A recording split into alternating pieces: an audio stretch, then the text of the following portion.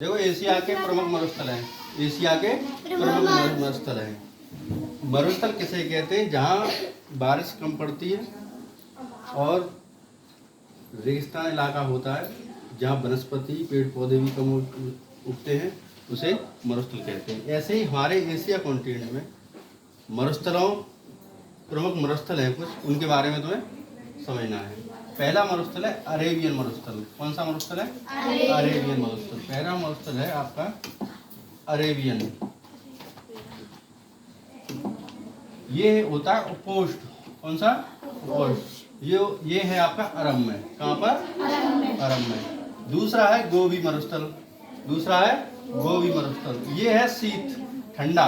कैसा? ठंडा। ये चीन और मंगोलिया की सीमा पर स्थित है।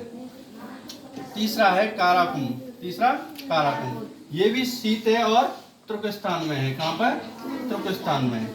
चौथा है थार मरुस्थल। कौन सा? थार मरुस्थल। ये उपोष्ण है, ये भारत और पाकिस्तान की सीमा पे है।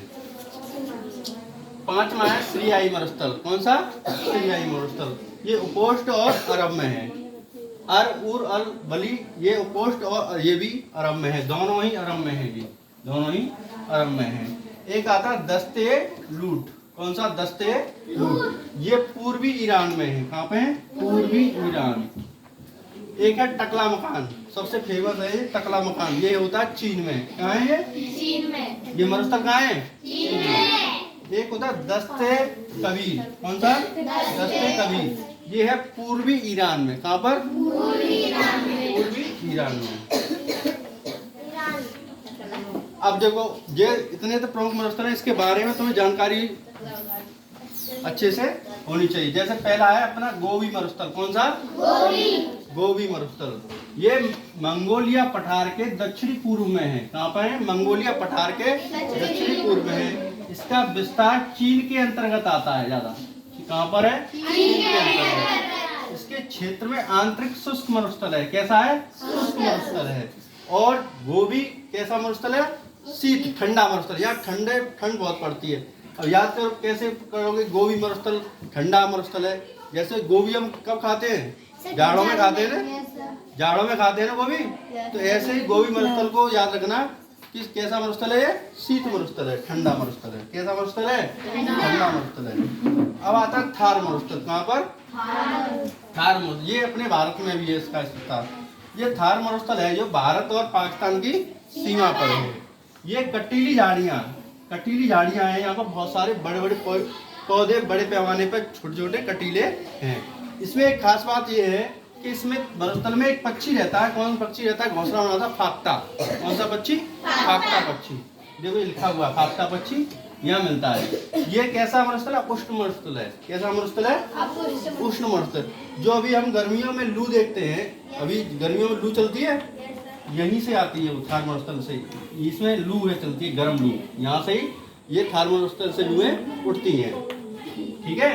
अब आता है सऊदी अरब के मरुस्थल। सऊदी अरब के दो मरुस्थल हैं।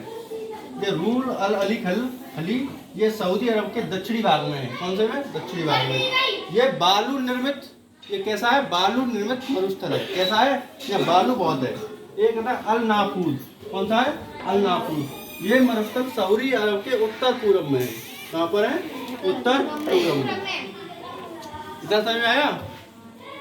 अब आगे चलते हैं। एक आता है ईरान के मरुभूमि। अभी मेरे पीछे दिखाया था ईरान के दो हैं।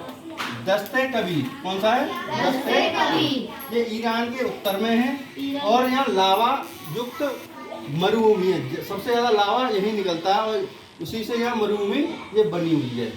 दस्ते एक है दस्ते लूट। ये ईरान के पूर्वी भाग में है।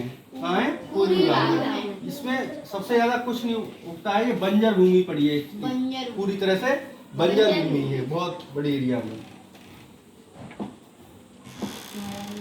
ठीक है। इससे पीछे ये अपने ये इम्पोर्टेंट है अपने यहाँ का।